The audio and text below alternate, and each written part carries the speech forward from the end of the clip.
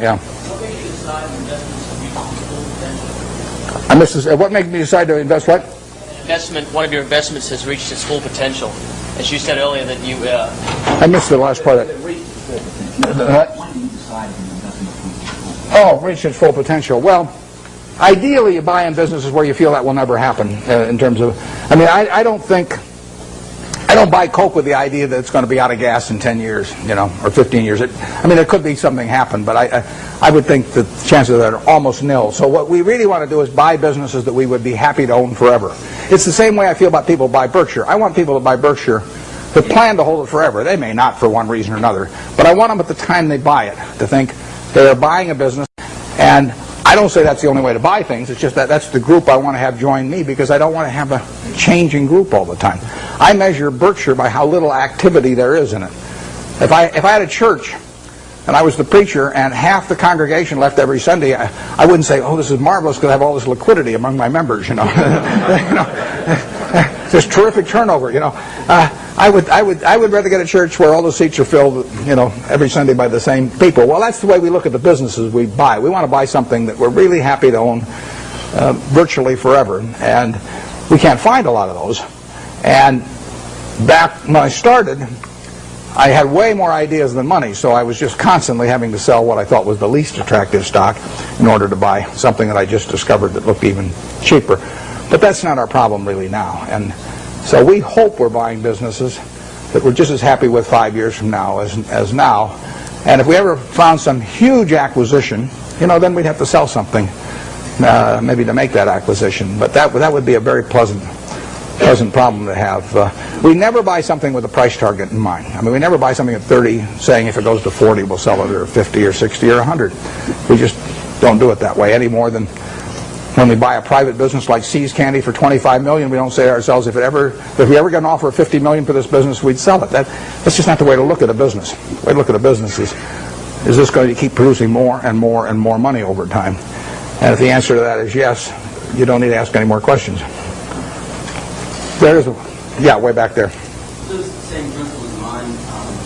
What were your motivations for taking a piece of Solomon and similarly long-term capital?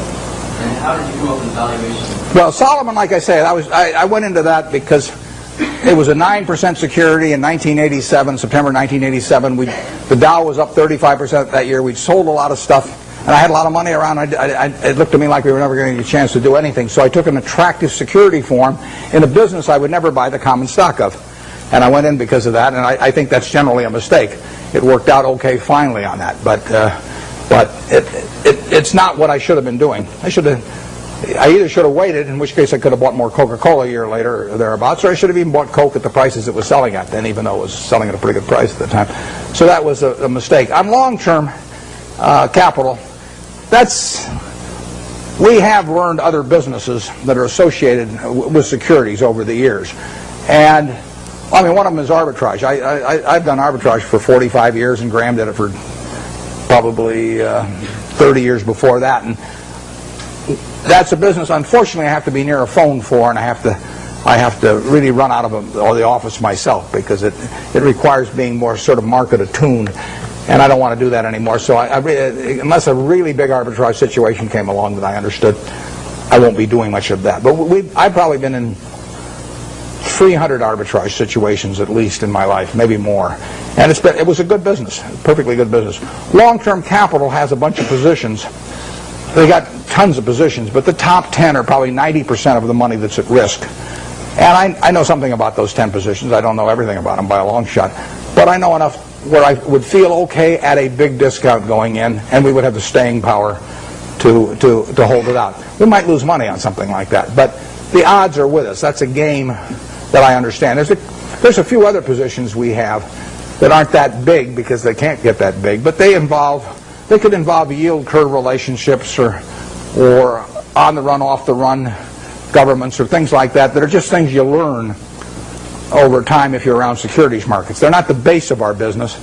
Probably on average, they've accounted for 0.5 percentage point of our return a year, or 0.75 percentage point a year of our return. They're little pluses that you get for actually having just been around a long time and learning a little bit about it. Not the first arbitrage I did, but one of the first arbitrages I did, involved a company where they were offering cocoa beans in exchange for their stock. That was in 1955. And I bought the stock, turned in the stock, got warehouse certificates for cocoa beans, and they happened to be a different type. They were traded in the New York Cocoa Exchange, but there was a basis differential in my favor, and I sold them. I mean, that's just something that I was around at the time, so I learned about. Hasn't been a cocoa bean deal since. 40-odd years. I've been waiting for another cocoa bean deal. I haven't seen it, but it's there in my memory if it ever comes along. And that long-term capital is that on a big scale. Yep.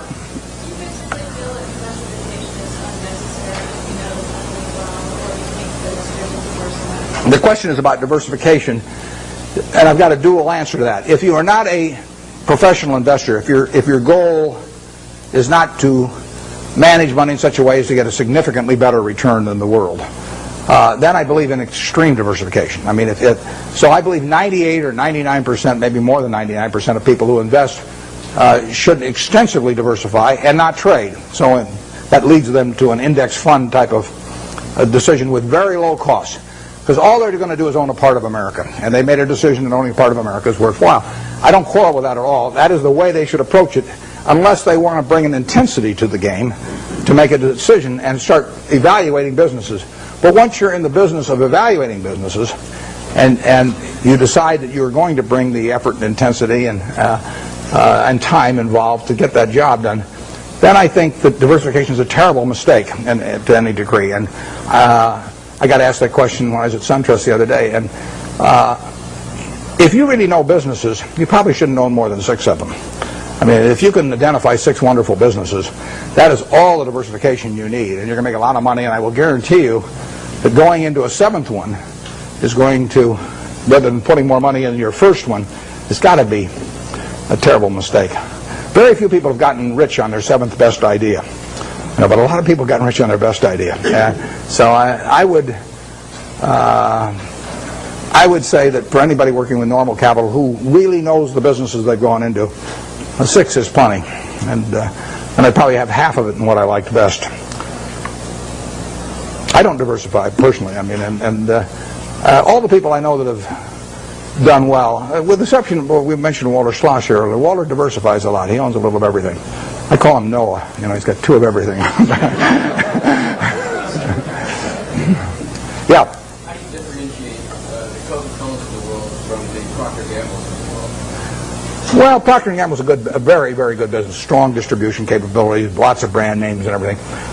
But if you ask me, I'm going to go away for 20 years to put all my family's net worth in one business, but I'd rather have Procter & Gamble or Coke. Actually, Procter & Gamble's a little more, it'd be more diversified among product line, but I would feel sure of Coke than Procter & Gamble. I wouldn't be unhappy if somebody told me I had to own Procter & Gamble during that 20-year period. I mean, that would be in my top 5% because they are not going to get killed. But I would feel better about the unit growth and the pricing power of a Coke over 20 or 30 years than I would about a Procter & Gamble. Right now, the pricing power might be tough, but you think of a billion servings a day, an extra penny, $10 million a day. We own 8% of it. That's $800,000 a day for Berkshire Hathaway. Get another penny out of the stuff.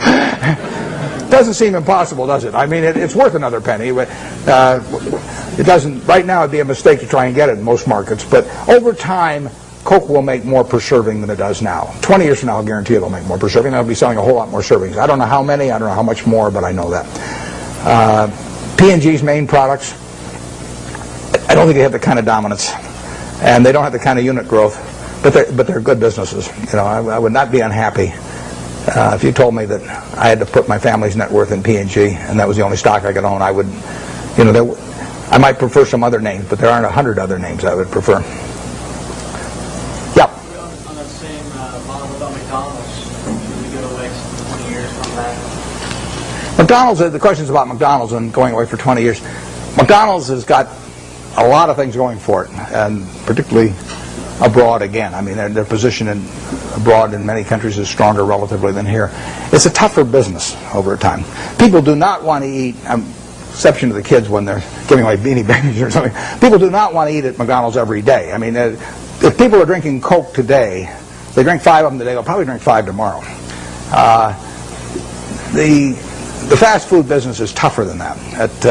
But if you had to pick one hand to have in the fast food business, which is going to be a huge business worldwide, you'd pick McDonald's. I mean, it has the strongest position.